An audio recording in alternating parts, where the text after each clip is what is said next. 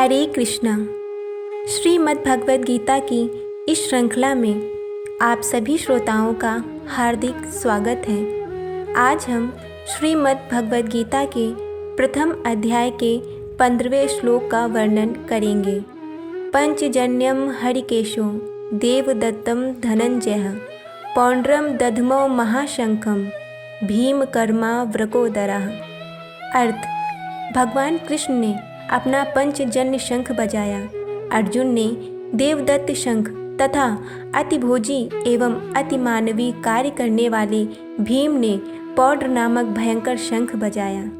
तात्पर्य, इस श्लोक में भगवान कृष्ण को हरिकेश कहा गया है क्योंकि वे ही समस्त इंद्रियों के स्वामी हैं। सारे जीव उनके विभिन्न अंश हैं, अतः जीवों की इंद्रियां भी उनकी इंद्रियों के अंश हैं। चूँकि निर्विशेषवादी जीवों की इंद्रियों का कारण बताने में असमर्थ हैं, इसलिए वे जीवों को इंद्र रहित या निर्विशेष कहने के लिए उत्सुक रहते हैं। भगवान समस्त जीवों के हृदय में स्थित होकर उनकी इंद्रियों का निर्देशन करते हैं, किंतु वे इस तरह निर्देशन करते हैं कि जीव उनकी शरण ग्रहण कर ले, और विशुद्ध भक्त की इंद्रियों का तो वे प्रत्यक्ष निर्देशन करते हैं।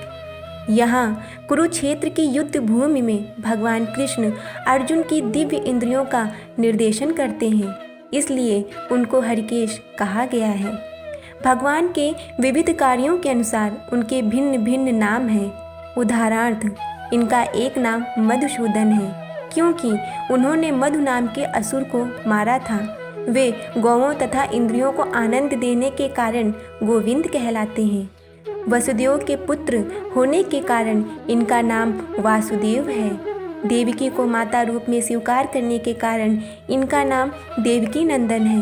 वृंदावन में यशोदा के साथ बाल लीलाएं करने के कारण ये यशोदा नंदन है।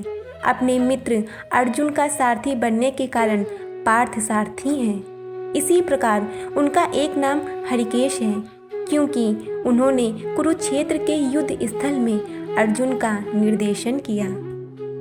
इस श्लोक में अर्जुन को धनंजय कहा गया है क्योंकि जब इनके बड़े भाई को विभिन्न यज्ञ संपन्न करने के लिए धन की आवश्यकता हुई थी तो उसे प्राप्त करने में इन्होंने सहायता की थी।